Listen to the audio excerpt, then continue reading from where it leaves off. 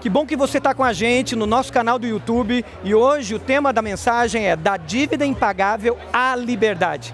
Você sabia que existe uma dívida que é impagável? Agora você sabia que conhecendo essa dívida, sabendo dela, nós somos provocados e capacitados a viver em liberdade? Liberdade de prestação de contas e de solicitação de contas. Eu te convido a ouvir, porque tem coisas fantásticas que Deus revelou nessa mensagem para a sua vida. Você já teve grandes dívidas? Já passou por situações que teve que enfrentar grandes dívidas? Eu já contei algumas vezes aqui, eu já passei por isso no início do meu casamento. E aí tive que correr atrás para resolver aquilo. Crise, clientes indo embora e você com responsabilidades financeiras. Lembro de chegar nos clientes, chegar naqueles meus fornecedores, chegar nas pessoas que eu tinha essas responsabilidades financeiras e dizer, olha, aconteceu isso, a realidade é esta. E ali prestando contas a essas pessoas, dizer, eu vou pagar. Deus é fiel, mas eu preciso da sua paciência. Tenha paciência comigo. E lembro de mês a mês, cada centavo que entrava no bolso, ir lá e passar para esses que eu devia. Lembro de vender o carro, ir para clientes a pé, e aquele dinheiro separar e conseguir cobrir aquelas dívidas. Graças a Deus, em menos de um ano, estava tudo quitado, para a glória de Deus, porque Deus é fiel. Amém? Deus é fiel. Queridos, nós estamos numa série de mensagens de manhã, que fala sobre as parábolas, usando algumas das parábolas de Jesus. Jesus é o grande mestre das histórias. Hoje seria o grande mestre dos storytellings. Ele conta histórias simples, mas ao mesmo tempo profundas, que nós precisamos estar atentos para vivê-las em nossa vida. E hoje nós vamos pensar numa parábola que fala de dívida. Está lá em Mateus capítulo 18. E eu quero que você abra a sua Bíblia e comecemos a ler a partir do versículo 23. As parábolas têm muito a nos ensinar, verdades profundas. Fique atento sempre às viradas, porque toda boa história sempre tem alguma virada, não é, Lia? Sempre tem uma boa virada. Fique atento a isso. Pegue caneta, papel, seu bloco de notas e anote, porque eu tenho certeza que Deus vai falar com você, assim como Ele falou comigo. Mateus capítulo 18, a partir do versículo 23, diz assim, essa parábola, a palavra de Deus para nós hoje, diz assim, por isso, o reino dos céus é como um rei que desejava acertar contas com seus servos. Um rei que desejava acertar contas com seus servos. Quando começou o acerto, foi trazido à sua presença um que lhe devia uma enorme quantia de pratas. Muitas traduções já traduzem o valor exato aí, que é de 10.000 talentos. Versículo 25. Como não tinha condições de pagar, o Senhor ordenou que ele, sua mulher, seus filhos e tudo que ele possuía fossem vendidos para pagar a dívida. O servo prostrou-se diante dele e lhe implorou, tem paciência comigo e eu te pagarei tudo. O senhor daquele servo teve compaixão dele, cancelou a dívida e o deixou ir. Vamos ler até aqui por enquanto. Dívidas, todos nós muitas vezes assumimos. Compromissos financeiros. Aquela dívida que nós temos que é possível pagar, nós pagamos. Nós vamos lá, nós negociamos, nós sentamos, nós vendemos as coisas, abrimos mão, mudamos o padrão de vida e nós pagamos. Mas como agir diante de dívidas impagáveis? 10.000 talentos era a dívida desse homem. Alguns teólogos calculam isso e falam em 60 milhões de dias de um trabalhador comum, um simples trabalhador. Isso daria 160 mil anos de trabalho de um trabalhador comum. Outros se aventuram a monetizar isso e falam em 3 bilhões de dólares. Eu prefiro olhar isso como dias de trabalhadores comum, porque era como realmente se media aquelas moedas da época, as dracmas, os talentos e todos os tipos de moedas daquela época. Ou seja, era uma dívida impagável. Diga comigo, dívida impagável. Dívida impagável. Não tinha como cobrir essa dívida. A questão é que você tem uma dívida impagável, você sabia disso? Nós tínhamos uma dívida impagável, você sabia disso? E se você não sabia, hoje, pela palavra de Deus, você vai descobrir isso. Uma dívida impagável. Uma dívida impagável com Deus. O rei aqui é o próprio Deus que nos chama à prestação de contas. O rei chama os seus servos e chama os seus servos à prestação de contas. E agora, cada um apresenta diante do rei as suas dívidas. E o que esse homem descobre? A sua dívida era impagável. Mas pastor, que dívida impagável é essa? Que dívida é impagável com Deus? Como assim? Deixa eu refrescar a sua memória. Todos nós, um dia, nos separamos de Deus. Todos nós temos o pecado que habita em nós. E eu não estou falando de pecados. Quando a gente fala em pecados, a gente pode pensar no palavrão que eu disse, a gente pode pensar na mentira que eu menti, a gente pode pensar na dívida que eu não paguei e não prestei contas, a gente pode pensar no acesso de ira e de revolta, a gente pode pensar no trânsito, a minha explosão e como eu reagi, como eu fechei o outro. Pecados a gente pode enumerar, muitos e muitos pecados. E quando a gente fala em pecados, a gente pode colocar isso em balanças e a gente pode dizer, não, eu não sou assim tão mal. Eu sou uma pessoa boa. Mas quando a gente fala no pecado que habita em nós, a palavra de Deus vai dizer que todos, então, pecaram. Todos estão debaixo da condição do pecado e eles estão separados de Deus. Quando a gente olha em pecados, a gente geralmente faz olhar para nós e dizer, não, eu não sou tão mal assim, o que eu faço não é tão grave quanto o que o outro faz. Mas quando a gente olha a nossa condição de pecador, a gente vê que todos nós estamos longe de Deus.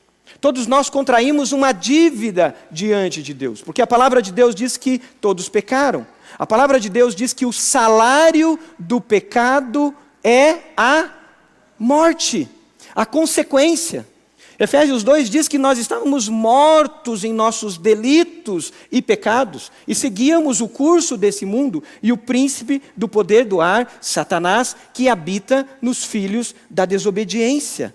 Ou seja, existe um abismo entre nós e Deus, um abismo entre o ser humano e Deus. E agora estamos longe dele, todos com uma dívida impagável. Quando você liga a TV, quando você abre o noticiário, quando você roda ali a sua rede social e você vê as atrocidades desse mundo, nós muitas vezes vemos como algo distante. São eles lá. Mas a realidade é que esse potencial do pecado habita em mim e habita em você. É por isso que Paulo, em Romanos capítulo 7, diz, miserável homem que sou. Paulo olha para si e ele diz, essa potência do pecado, o pecado, ele me torna esse homem miserável. Quem me livrará desse corpo de morte? E o próprio apóstolo diz, a graça do nosso Senhor Jesus Cristo. Nós somos chamados, sim, a prestarmos conta ao rei. Mas ao sermos chamados a prestar contas ao rei, o rei já tem a solução para a dívida. Deus já tem a solução para essa dívida impagável. Porque Jesus pagou a dívida. Amém? Você recebeu esse perdão de Jesus, dessa grande dívida? Diga amém. Amém, ele pagou a dívida. Colossenses capítulo 2, versículo 3, diz que Deus nos deu vida com Cristo Jesus, em Cristo Jesus. Colossenses 2, 13, 14 e 15 diz que ele perdoou as nossas transgressões. Perdoou as nossas transgressões e cancelou a escrita de dívida. Se você crê nisso, diga amém, celebre com palmas, com alegria, porque ele cancelou a escrita de dívida. E o que ele espera de nós, que fomos chamados a ele? Arrependimento, conversão. João 1,12 diz, todos quanto receberam, todos quanto viram a sua condição miserável e o receberam, deu-lhes o poder de se tornarem filhos de Deus. Aleluia, aleluia. Você já entregou a sua vida a Jesus? Você já se rendeu a Ele? Viu essa escrita de dívida ser rasgada? Mas a parábola não para aqui. Tudo que nós recebemos do Senhor tem que ser transbordado. Tudo que recebemos dele não pode ficar em nós, tem que ser transbordado. E aí Jesus, contando essa parábola, tem uma virada. Volta para a sua Bíblia. Vai lá então agora para o versículo 28. Esse homem recebeu o perdão. Esse homem teve a sua dívida cancelada. Mas olha o versículo 28 em diante. Ele sai da presença do rei e vai para a vida comum, vai para o dia a dia dele. Versículo 28 diz: mas quando aquele servo saiu, encontrou um de seus conservos que lhe devia 100 denários, 10.000 talentos, impagável, 100 denários, coisas de alguns dias, poucos dias de trabalho. Ele encontra esse homem que devia 100 denários, agarrou-o e começou a sufocá-lo, dizendo: pague-me o que me deve. Então o seu conservo caiu de joelhos e implorou-lhe: tenha paciência comigo e eu lhe pagarei. Mas ele não quis. Antes saiu e mandou lançá-lo na prisão até que pagasse a dívida. Quando os outros servos, sempre tem alguém filmando, né? Hoje em dia é assim. Sempre tem alguém filmando. Quando os outros servos, companheiros dele, viram o que havia acontecido, ficaram muito tristes. E foram contar ao seu senhor tudo o que havia acontecido. Olha, saiu no G1 ontem que você foi perdoado. Mandaram um zap com a imagem pro rei. E aí você viu que a casa cai rapidinho. Olha o que aconteceu aqui. Então o Senhor chamou o seu servo e disse: servo mau, eu cancelei toda a sua dívida, porque você me implorou.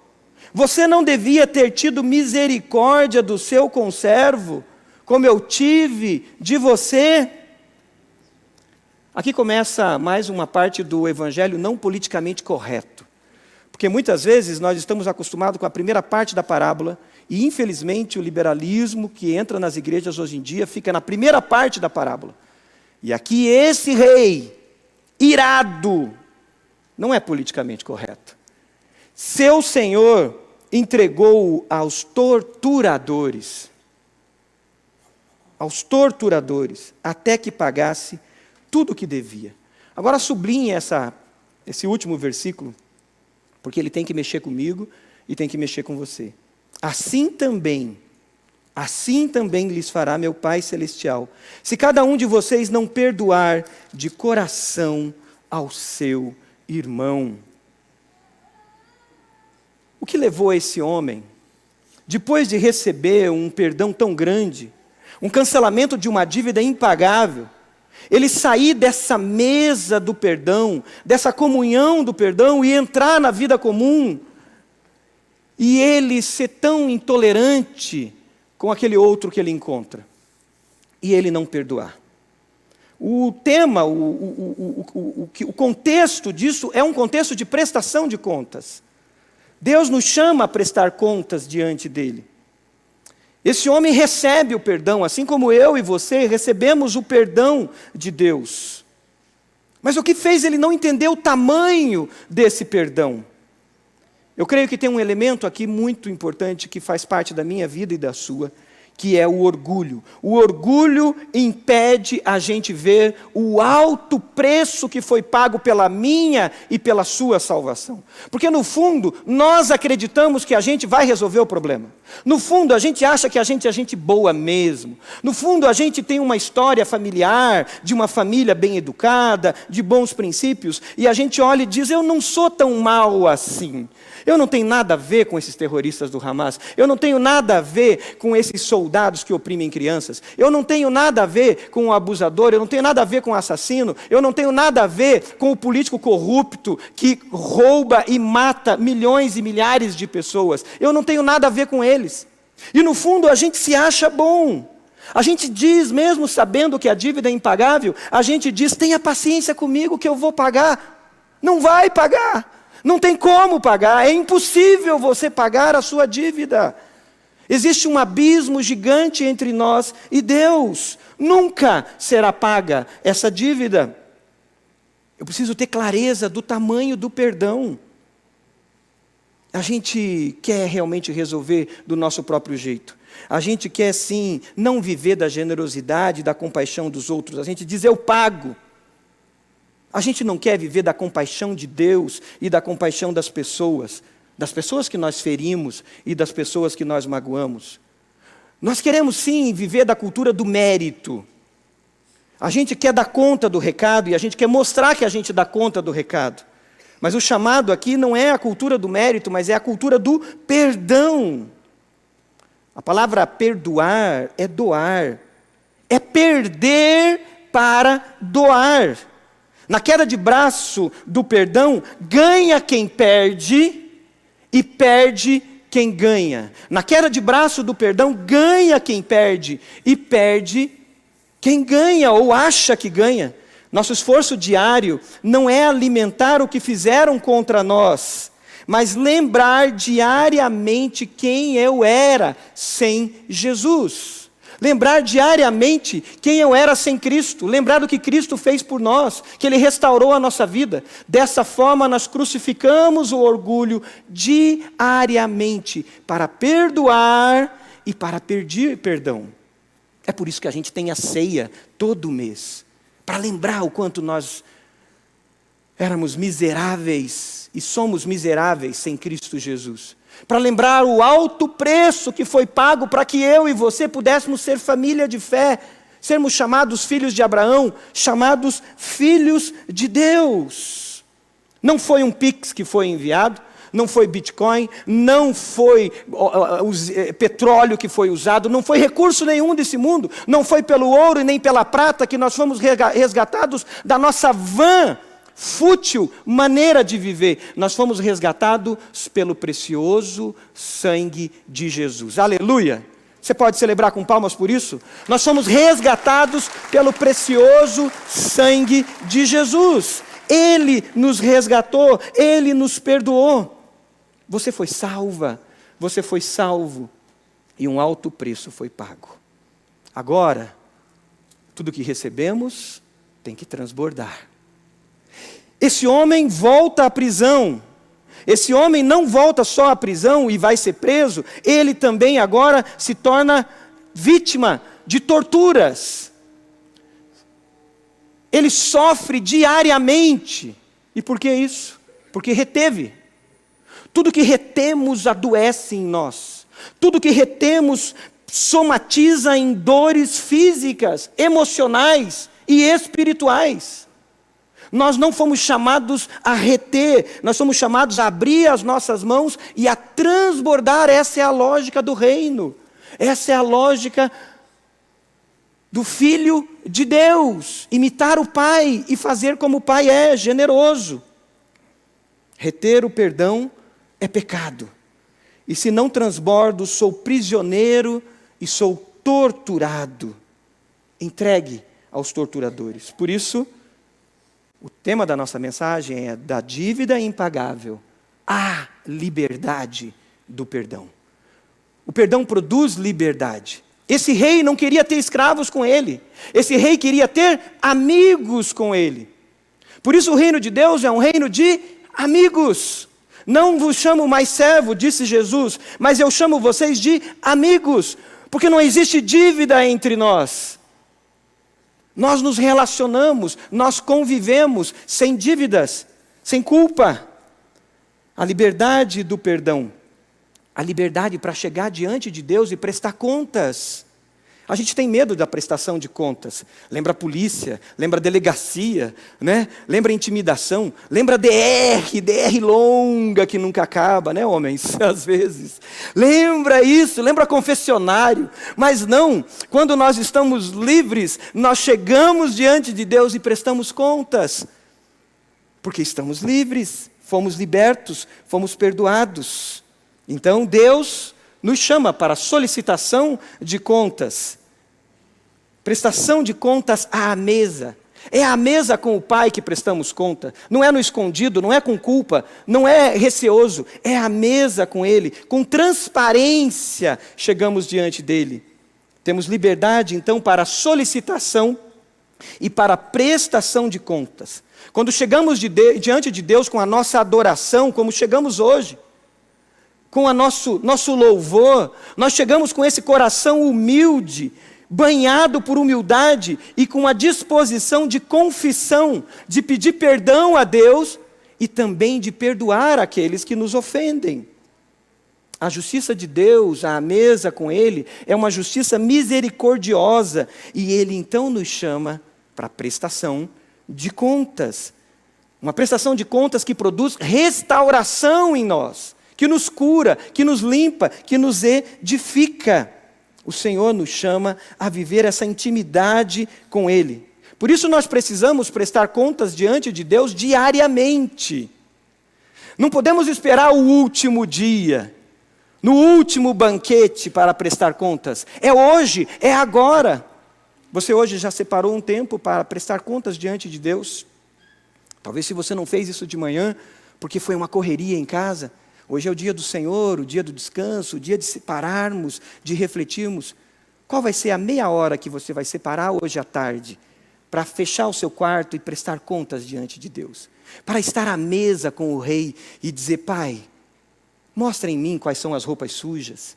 Mostra em mim qual é o pecado que não está confessado. E com o coração aberto, prestar contas diante de Deus. Perdoar e pedir perdão não é fácil. Sabe por que não é fácil? Porque nós temos a mania de aumentar tudo o que fizeram contra nós e diminuir o que nós fazemos contra os outros. Mas prestando contas a Deus, na intimidade com o Pai vai revelar quem nós somos. A palavra de Deus sendo lida, meditada e refletida, vai revelar quem nós somos. E nós vamos ver que nós não somos melhores. O Espírito Santo abre os nossos olhos. Assim como Deus nos perdoa, nós também aí somos chamados a perdoar. A gente não perdoa porque a outra pessoa é boa, porque ela se arrependeu. Não, nós perdoamos porque nós fomos perdoados. Nós perdoamos porque nós fomos amados. Nós nos amamos porque Ele nos amou primeiro. É porque experimentamos o amor, nós transbordamos esse amor. Errar, diz o ditado popular, errar é humano. E o ditado diz: perdoar é divino. É por isso que o perdão começa na oração. É por isso que Jesus nos ensinou a orar até pelos nossos inimigos. Porque quando eu oro, quando eu presto contas a Deus, quando eu derramo meu coração diante do Rei e digo: Senhor, eu fui machucado, Senhor, eu fui machucada, Senhor, eu fui ofendido, Senhor, eu estou com feridas no meu corpo e na minha alma, e eu abro isso diante de Deus, o Pai começa a trazer um bálsamo de cura em nós e começa a restaurar a nossa vida. Porque é divino sim o perdão, não acontece pelas minhas próprias forças. É o amor de Deus derramado em mim. Por isso ele começa no secreto do meu quarto. É impossível você odiar as pessoas pelas quais você ora. É impossível você odiar as pessoas pelas quais você ora. Você quer que eu ore por você? Mais do que eu já oro? Me provoque. Faz de conta que você não gosta de mim. Você vai entrar na minha lista de oração. Eu tenho uma lista. E quando eu sinto que eu não estou gostando de alguém, que não está legal, essa pessoa entra no topo da minha lista de oração. Porque eu não quero odiar, eu quero amar. E é impossível odiar aqueles por quem a gente ora. Como está a sua prestação de contas diária diante de Deus? Ou você está esperando o último dia para prestar contas? Lave-se, permita-se ser lavado e lavada pelo sangue de Jesus diariamente, renovando a sua mente, seu coração e a sua alma. Nós precisamos também não só prestar contas diante de Deus, pois o Rei nos chama à prestação de contas, mas também o Senhor, o nosso Deus, o Rei, nos ensina também a solicitar e prestar contas com as outras pessoas. Prestar contas é quando você ofendeu alguém. Anote isso.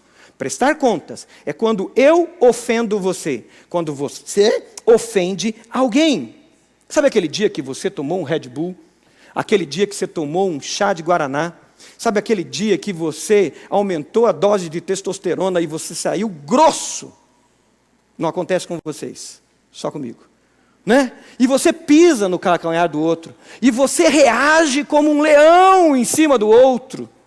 Como uma leoa em cima do outro. Aquele dia que você ofende. Aquele dia é o dia que, se você for para o quarto secreto falar com Deus, e se tiver com o coração sincero, o Espírito Santo vai dizer: hoje você foi grosso. Hoje você ofendeu. Hoje você disse algo que foi interpretado errado. E o que a gente tem que fazer? Chorar diante do Pai, dizer: Deus tem misericórdia de mim, Deus me perdoa. E a gente tem que sair dali e ir prestar contas, como nós precisamos da cultura da prestação de contas. E chegar na nossa esposa, ou chegar no nosso marido, chegar no filho e dizer: filho, eu pequei. Eu exagerei na dose. Você merecia a disciplina sim, mas eu não poderia ter agido como eu agi com você. Chegar no teu chefe e dizer para ele: olha, desculpa, perdão, eu errei.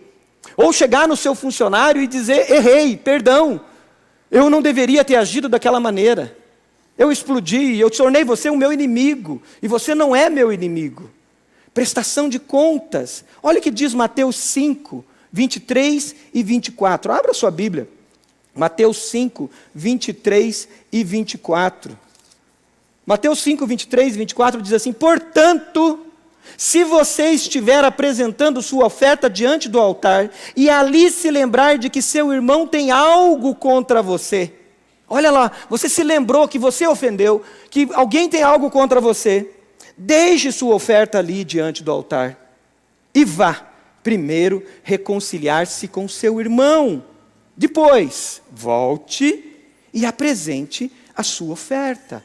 Prestação de contas. Mas nós precisamos aprender com o Senhor, com o nosso Deus também, porque Ele nos ensina isso, a solicitar contas. Anotou a prestação de contas? Agora anote solicitação de contas. A solicitação de contas é quando o outro pecou contra você. O outro pecou contra você e ele não veio pedir perdão.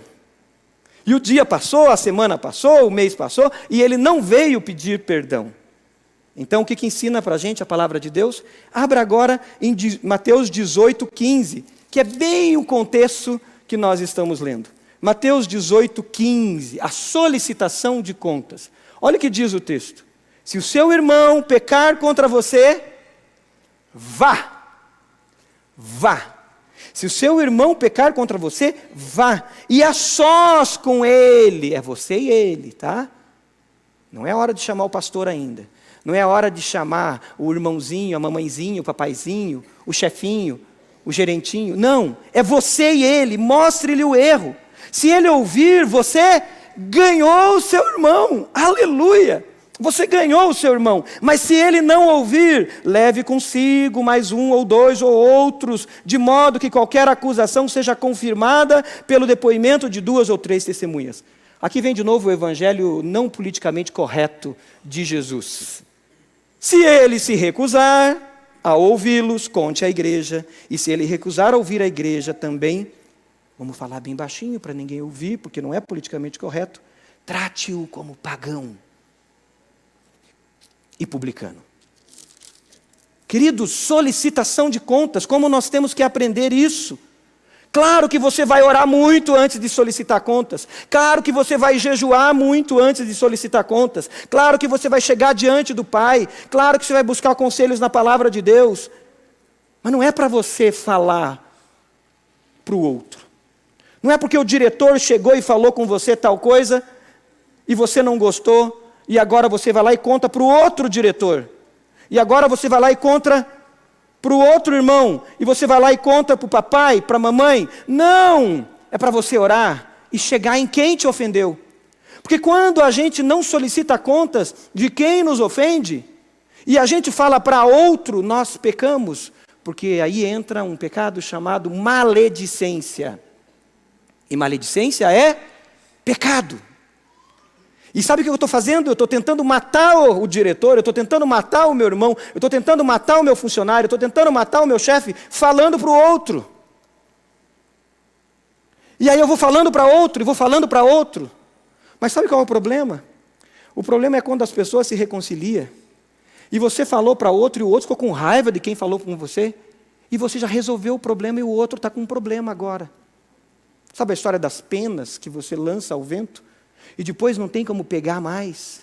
Queridos, por não termos transparência e aprendermos com o Pai a prestar contas e a solicitar contas, nós geramos pecados, nós geramos divisão, nós geramos abismos, por não obedecermos o que a palavra de Deus nos ensina.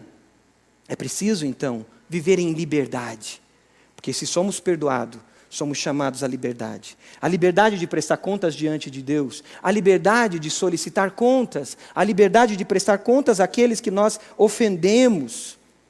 Você tem dificuldade em ser transparente? Tem prestado contas àqueles que ofendem? Tem pedido perdão? Tem solicitado contas? Peça ao Espírito Santo que lhe capacite a viver em liberdade da prestação e da solicitação de contas, porque você já foi perdoado. Você foi perdoada. Mas tem mais uma liberdade muito importante aqui. A liberdade da autotortura. Porque esse homem agora foi entregue aos torturadores, aos verdugos, como diz a tradução João Ferreira de Almeida.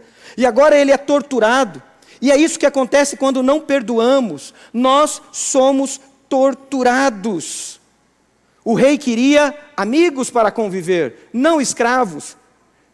O perdão é a nossa liberdade e a liberdade do outro para nós convivermos juntos. Pois se eu não der liberdade ao outro, ele ficará amarrado a mim. Ninguém convive amarrado, só há convivência na liberdade. Nós temos a escolha de abrir os nossos corações e perdoar, ou vivermos presos na autotortura do ódio, da amargura, do ressentimento e do rancor. Alguém já disse: não perdoar é tomar veneno e esperar que o outro morra. Deus nos chama à liberdade dessa autotortura. Tem alguém que você machucou e você precisa liberar? Tem alguém que te machucou e você precisa liberar?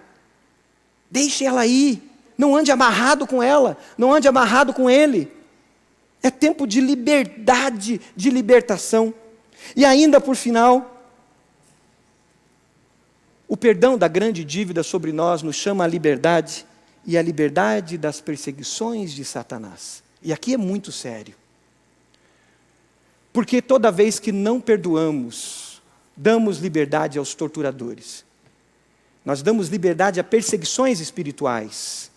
E é isso que o apóstolo fala em 2 Coríntios capítulo 2, versículo 10.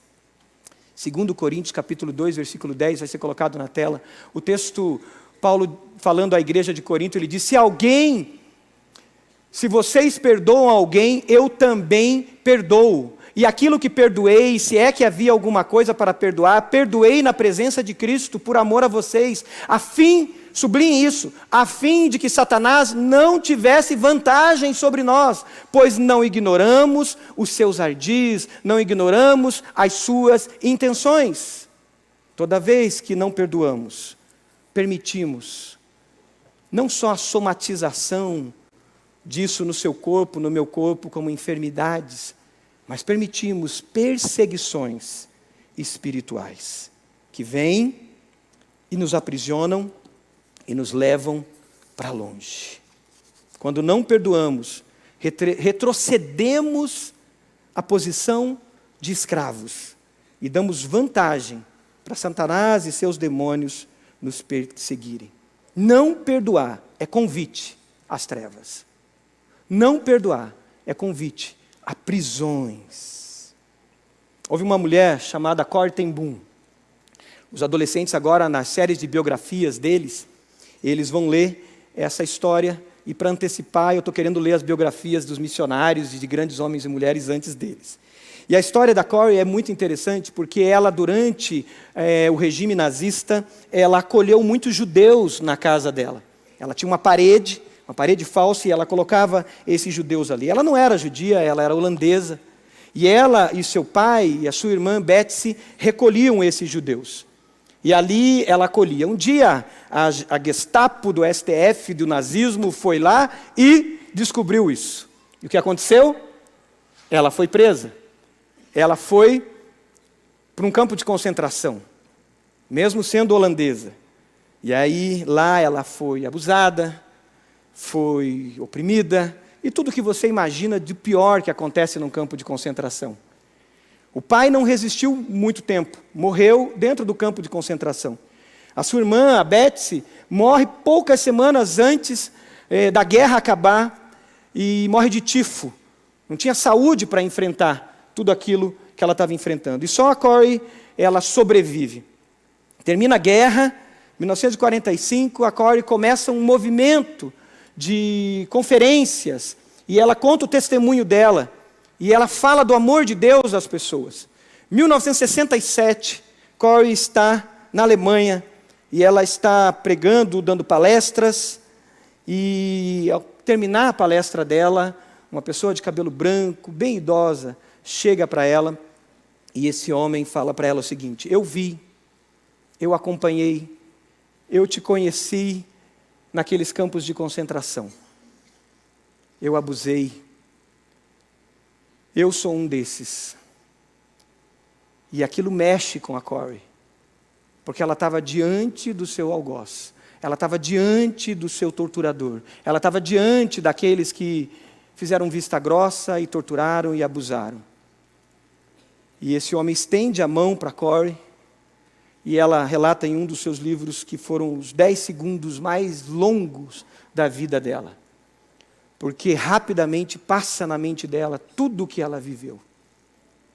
E essa mão está estendida por alguns segundos, e ela só lembrou de uma coisa depois que ela passou aquele filme de torturas e opressões que ela viveu. Ela lembrou de Jesus. Ela viu a cruz de Cristo. E ela viu o perdão de Jesus sendo derramado sobre ela. A dívida impagável. E aquela mão está estendida na frente dela. Naqueles poucos segundos. Ela diz: obrigado, Senhor, porque o Senhor me perdoou. E ela estende a mão para esse homem e perdoa esse homem. Você pode fechar os seus olhos? Que bom que você ficou conosco até aqui. Eu tenho certeza que Deus falou com você. Agora compartilhe essa mensagem, abençoe outras vidas, dê um like, siga o nosso canal e busque ao Senhor para aplicar tudo que você aprendeu, tudo que Ele falou com você através dessa mensagem.